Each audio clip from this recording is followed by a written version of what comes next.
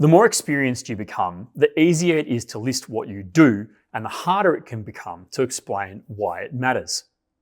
This is one of the most consistent patterns I see when working with leaders on their personal brands.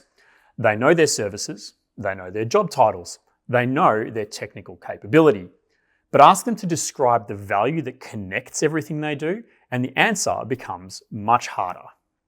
Experts often explain themselves from the inside out. They start with qualifications, services, technical language, and everything they are capable of delivering. But their audience is listening from the outside in. They want to know, what do you understand about my problem? What changes when I work with you? And why should I trust your perspective? The gap between those two viewpoints is why highly capable people can sound surprisingly generic. Expertise is not the list of things you know.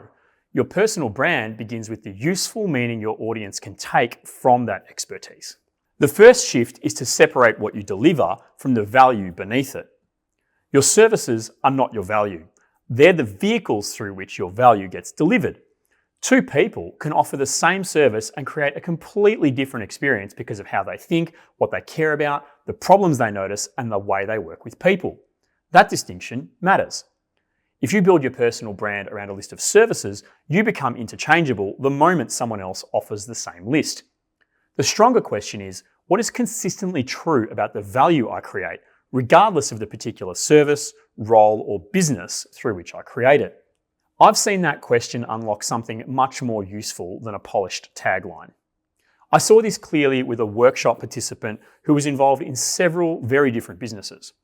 He kept trying to create a personal brand that somehow described every service those businesses provided. It became complicated and fragmented. The breakthrough came when we removed the businesses from the page and looked for the connecting thread, the motivations, values, strengths, and people he was consistently drawn to serving. His positioning suddenly felt true, so true that he initially felt uncomfortable saying it publicly because it wasn't how he'd presented himself before. That discomfort was a sign that we had found something real. A structured reflection makes that connective tissue much easier to see.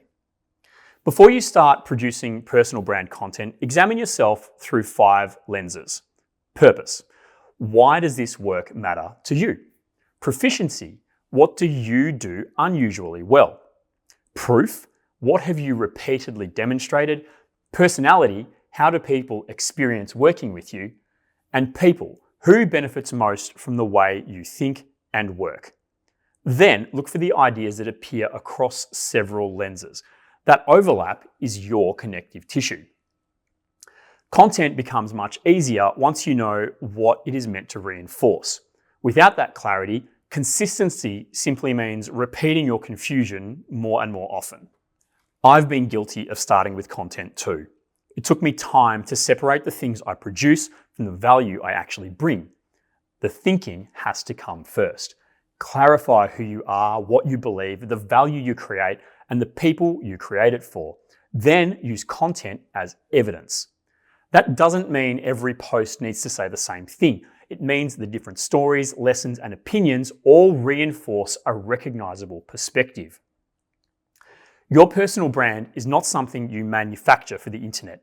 It is the clearest, most useful expression of what is already true.